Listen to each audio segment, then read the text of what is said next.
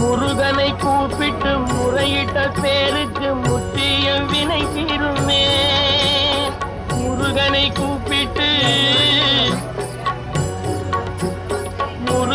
கூப்பிட்டு முறையிட்ட பேருக்கு முற்றிய வினை தீருமே. உடல் பற்றிய பிணியாருமே வாழ்க்கை முற்றிலுமே நலம் பெற்று இனி மெத்த இன்பம் சேருமே. அப்பன் முருகனை கூப்பிட்டு